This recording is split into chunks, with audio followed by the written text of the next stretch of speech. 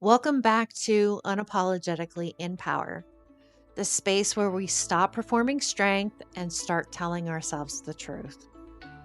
I'm Jennifer Damaskos, and today we're talking about the days that are just ridiculous and what it actually means to choose yourself inside one of them. By the end of this episode, you'll see that the tiny choices inside a chaotic day, what you eat, what you say no to, what you let go of, are votes for who you're becoming, not just damage control on a day you've already written off. And you know the day, nothing catastrophic happens. It's just relentless. It's one thing after another, no room to breathe. And by 2 p.m., you've already decided that the whole day is just a loss. So you stop trying. You skip the lunch you actually wanted. You say yes to the thing you meant to say no to. You let one boundary you'd planned to hold quietly slide because what's the point? The day's already ruined. And you don't just have a hard day. You abandon yourself for the rest of it because it stopped feeling worth defending. And if that feels familiar to you, this episode is for you. John Maxwell's Law of Priority says leadership isn't about doing more, it's about choosing what actually matters. And most people hear that and think calendars, task lists, delegation. But today I want to bring it somewhere else. On a day that's already falling apart, you don't need to fix the whole day to win it. You need one priority, choosing yourself once somewhere inside the wreckage. That single choice is the leadership move, not managing to salvage everything else. And here's something I've noticed lately. On days that go sideways, I stop making choices for myself almost immediately. I'll eat what's ever fastest, agree to whatever's asked of me, drop whatever boundary I plan to hold. And it's not because any single one of these things is a big deal, but it's because I've already decided the day doesn't count. So why bother choosing well? I mean, I'm good at telling other people the opposite. If a client tells me her day is falling apart and she's about to cancel on herself completely, I remind her that one good choice inside a bad day still matters. Maybe more than it would on an easy day. But when it's me, forget it. My critic doesn't even argue with me. She just says, "What's the point? Today's already gone." And then behind that, she's normally yelling, "You can start caring about this stuff tomorrow." But underneath those is the real pattern. Underneath it is, if the day isn't going well, nothing I do inside it matters. Only whole, unbroken days count. That's what I'm telling myself with those. So when I start hearing that, I have to have a pivot question. And that one, for this, I come back to, if a loved one told me they had a horrible day, but still managed to say no to one thing they didn't have room for, would I tell them that didn't count? Or would I tell them that was the whole win? We already know which one is true. See, when your brain registers a day as chaotic, it goes into a kind of triage. It starts prioritizing whatever looks like the most urgent external demand, the deadline, the meltdown, the fire that needs putting out right now. And your own needs quietly drop off that list because they don't register as an emergency. Nothing about wanting lunch or holding a boundary looks urgent to a brain that's scanning for threats. So it's not that you don't care about yourself on a hard day. It's that your brain has temporarily stopped counting you as one of the things worth defending. And that is worth knowing, because it means the drift away from choosing yourself isn't a character flaw showing up. It's your nervous system doing exactly what it's built to do under pressure.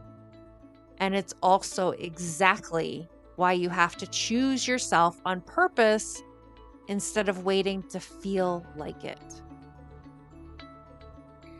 Dr. Kristen Neff's research on self-compassion also points to something specific here.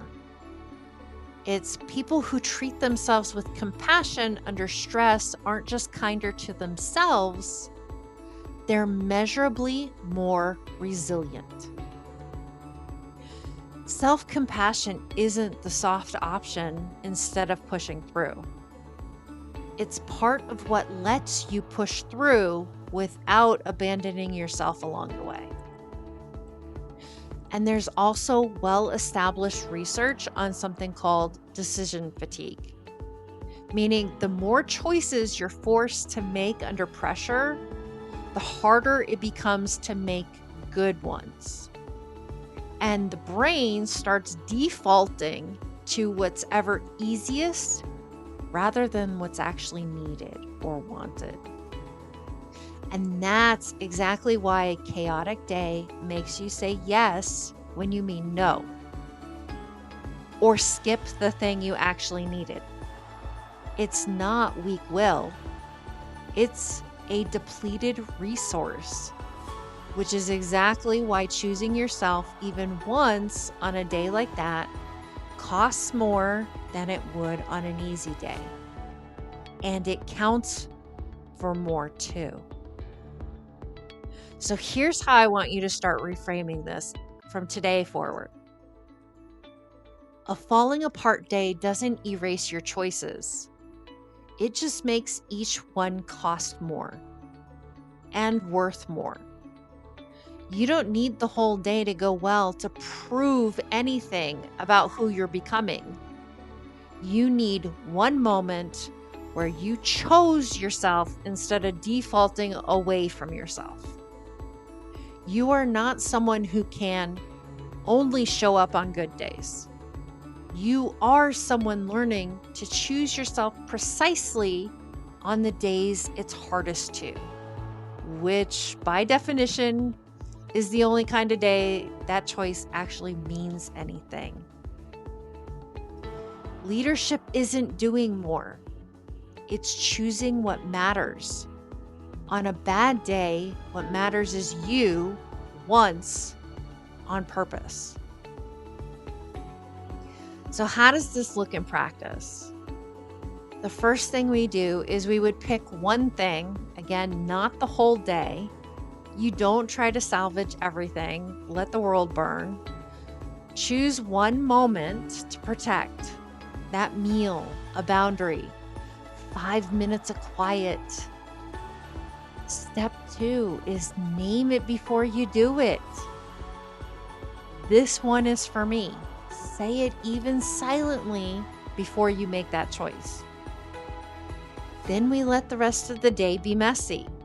You do not have to fix everything else to make that one choice count. Then we notice the cost.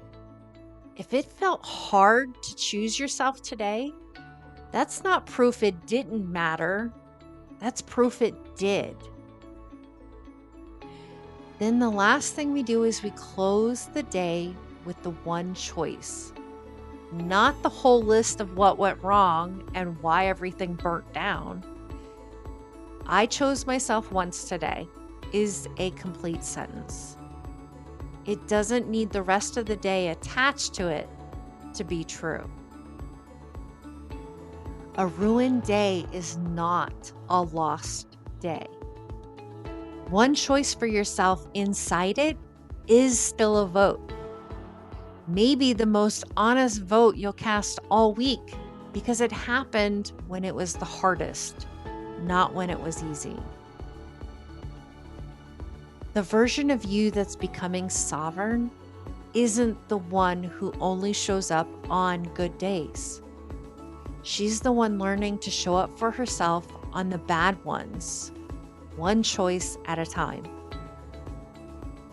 And if this episode names something you've been living, the first real step isn't waiting for an easier day to start choosing yourself. It's knowing which mask has been running the show when you quietly stop defending yourself. So take the identity mask quiz, the link is in the show notes, and find out which of the 7 masks is costing you the most right now. Remember, choose one thing. That's enough for today.